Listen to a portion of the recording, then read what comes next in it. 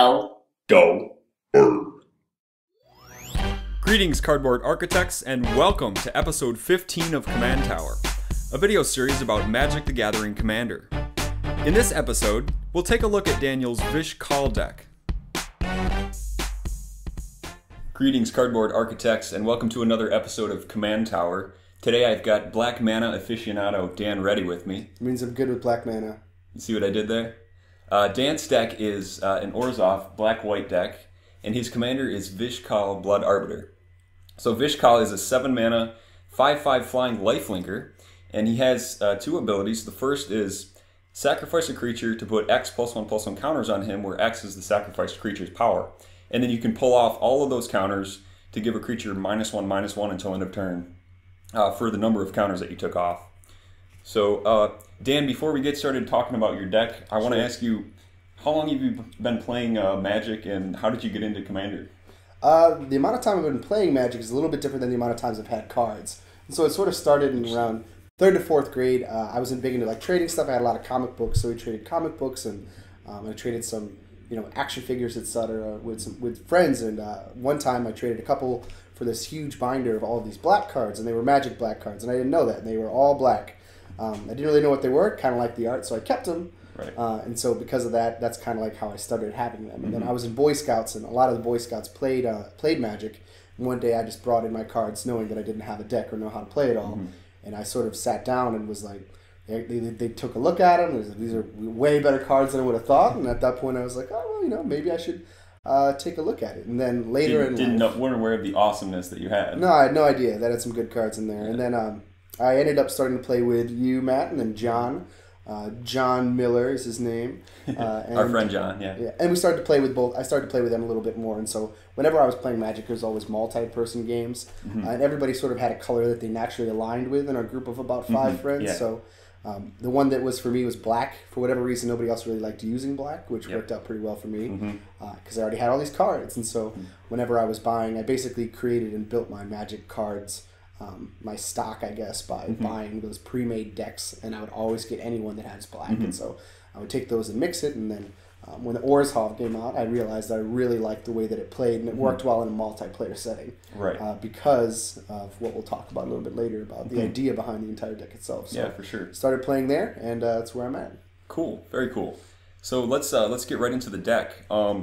So obviously Vish Kal is your commander. I'm not sure how exactly he works with the cards you have in your deck, but why don't you give us an idea of how your deck works, what you got going on there with your deck. Well, I'm not sure if Vish Kal works that well in my deck. That's something that we're, is sort of the idea behind the entire thing. But he is an expensive commander, I will say that. One of those pre-made buys. But in any case, the idea behind my deck is to sort of, I try to incorporate a little bit of psychology, because what I realized at an earlier point was that when I was playing people like John and Matt, they had much better decks than I did. So I was trying to figure out ways that I could sort of even the playing field and then also give myself a competitive advantage knowing their personalities. And so, at least in this particular version of the game that we played in the Commander set, a lot of times it's sort of the stronger you get and the better you're, what's on the game, like the field is out there, and people start attacking you more and more often. So I knew my deck couldn't withstand the full brunt of anybody's deck, and so instead I tried to create a deck that sort of battles and kills you by attrition. And it's a deck that the longer ignored, as is with all decks, the better it will get. But then I try to actively put things in your mind that make you say, well, given the opportunity to attack any of these 4 people, I would choose yours last. Right. And then I put a couple other fail-safes in there to sort of help myself out whenever I am overwhelmed by superior card building or deck creation. So it sounds like it's a catch-all deck. Right, right. So yeah, so when Dan first started, John and I think other of your opponents were playing more powerful cards than you had, and had more powerful permanents on the field. So you're saying your strategy was kind of to just say, whatever you're doing, I'm going to negate it. So lots of board wipes, lots of creature control, that type of thing. Yep, big time control, big time wipes, and then a lot of things that just, like, we'll take a look and see, make you think, well, given the choice to attack, why attack him? For sure, for sure. So quick question, what's your favorite card in your deck?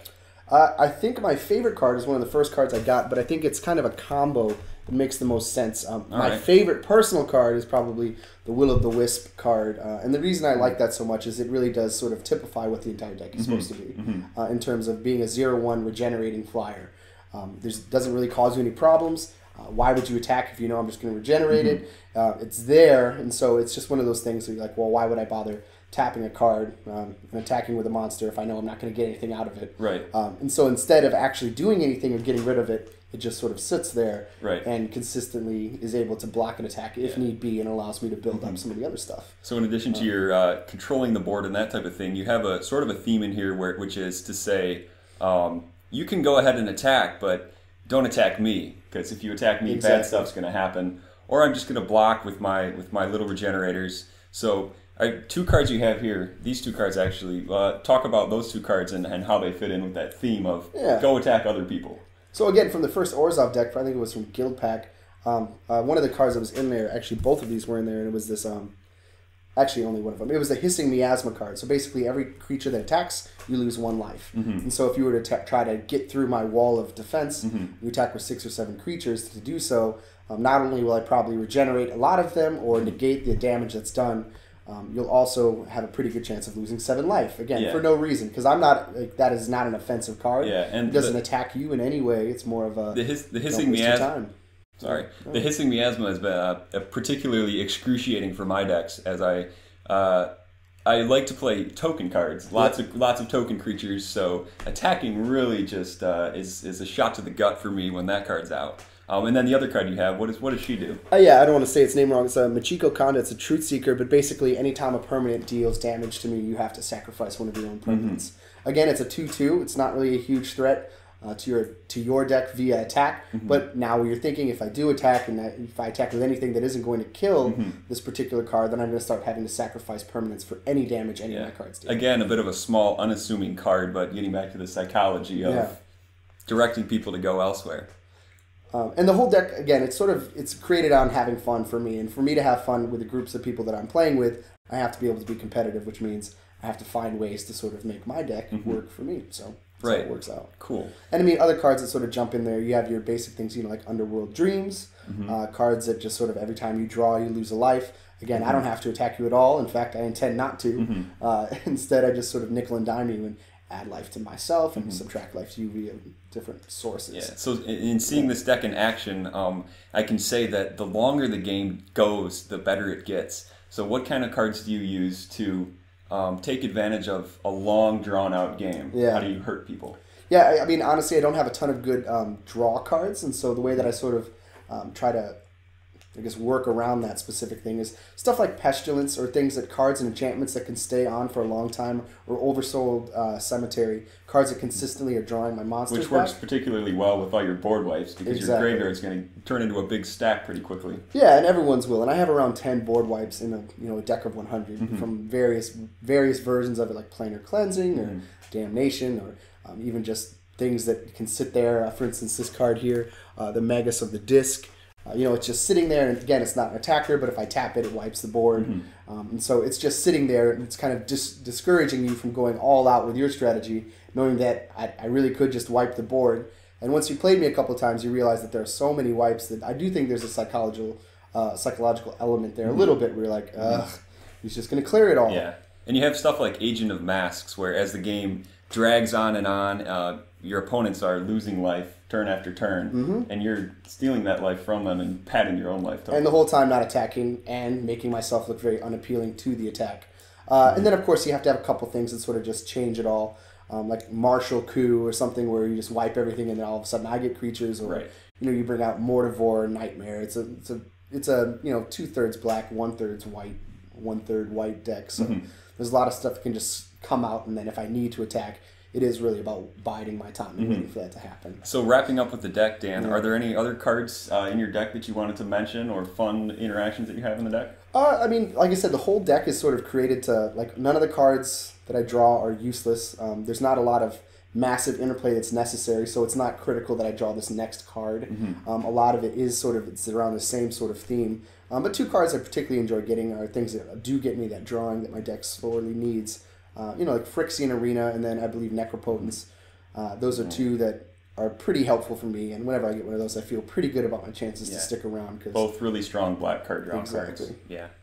So the last question I'll ask you, Dan, is What card do you hate the most when your opponent casts it against you?